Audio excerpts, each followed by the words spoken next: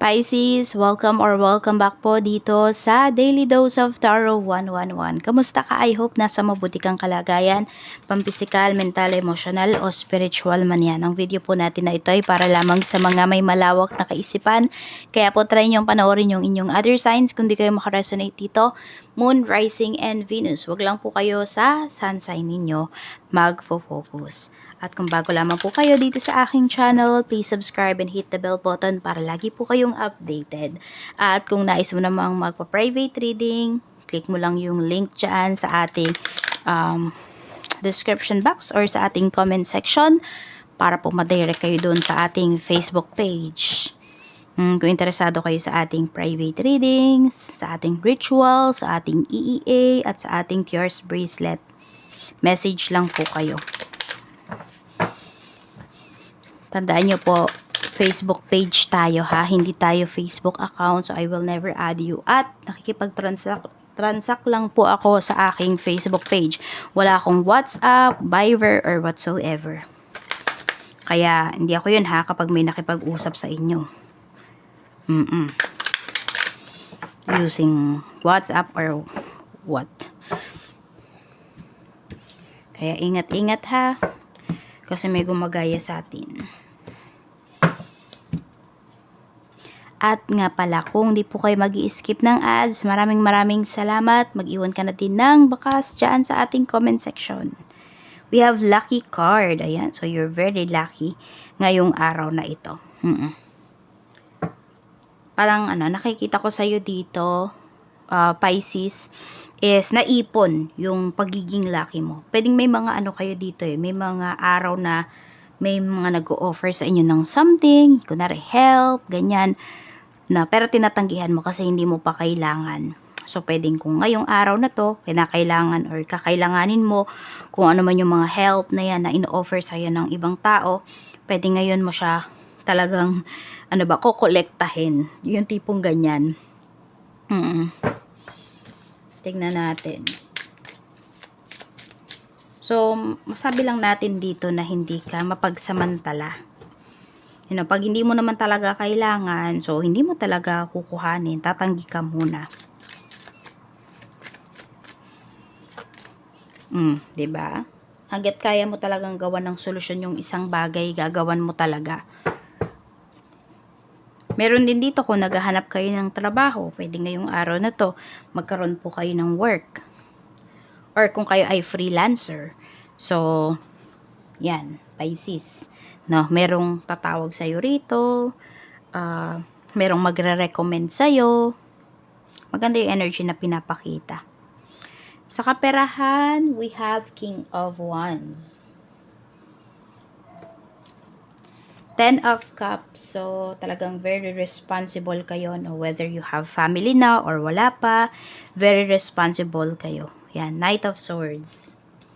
Parang pagdating sa pamilya talaga, wala kayong inuurungan. And meron naman po dito para ito sa future self ninyo or para sa future family po ninyo yung mga ginagawa ninyo. Grab lang kayo ng grab dito ng opportunities hanggat malakas pa kayo. So, maganda yung kaperahan ninyo kasi nakikita ko rito natututo kayong mag-ipon, yung mga ganyan. Meron din dito pinapakita na bibili yata ng sasakyan yung iba sa inyo because of family.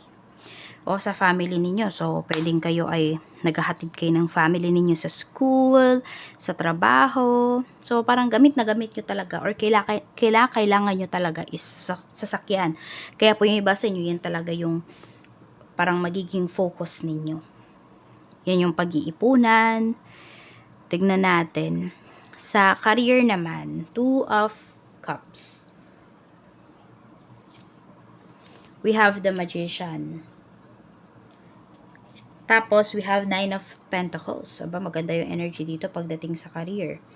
So, kung meron nag-aalok sa inyo dito ng trabaho, yan nga, grab nyo na talaga yan. At meron naman po rito, sa trabaho din, meron kang, kakausapin. Ayan, maibibigay naman sa'yo kung ano yung hinihingi mo rito. Baka may magka-cash advance. Yung tipong ganyan po,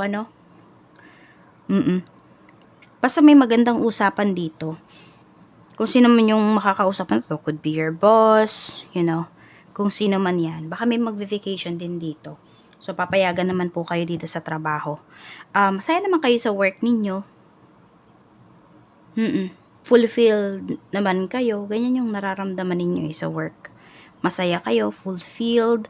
Parang ang feeling mo, wala ka nang mahihiling pa pagdating dito sa trabaho. Check naman natin, pagdating naman po sa business. Kung may business kayo, we have the moon. Dito sa business, looks like nagdadalawang isip kayo. May pagdadalawang isip.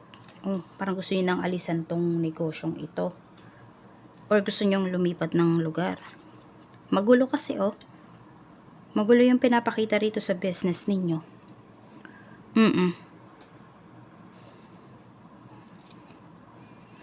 Kung ano daw yung sa tingin mo makakabuti sa'yo, yung magbibigay sa'yo ng peace of mind, yun na yung gawin mo. I don't know kung pinapaalis na kayo dyan sa lugar, sa pwesto ninyo. Kasi ito, sinasabi, kailangan mo na mag-move forward. Kung nagbibigay ito sa'yo ng, ng pag-aalinlangan, yan, tsaka stress, alisan mo na yan. Pwedeng yung lugar hindi yung business mismo. Justice. Okay. Kung paglalaban nyo to, mananalo kayo. Kung ano man yan. Kung ano man tong nangyayari dito sa business ninyo. Magulo lang yung isipan nyo ngayon, kaya wag daw pala kayong gagawa ng, ng agad-agad na desisyon na hindi ninyo pinag-iisipan. O madadala kayo ng emosyon ninyo. Sabi nga dito, di ba, you have a lucky card. Sa love life naman, 9 of Wands. Tingnan natin. Itong, may tinatago ba sa'yo person mo? Or pinaglalaban niya ba yung relationship ninyo? Mukhang meron dito ayaw din makipaghiwalay sa'yo. Pwedeng napapagod ka na, pero yung taong to ayaw ka talagang bitawan. Triggers. Ayan. Sabi dito, flashbacks, trauma bond, inner child, wounds, attracting, toxic.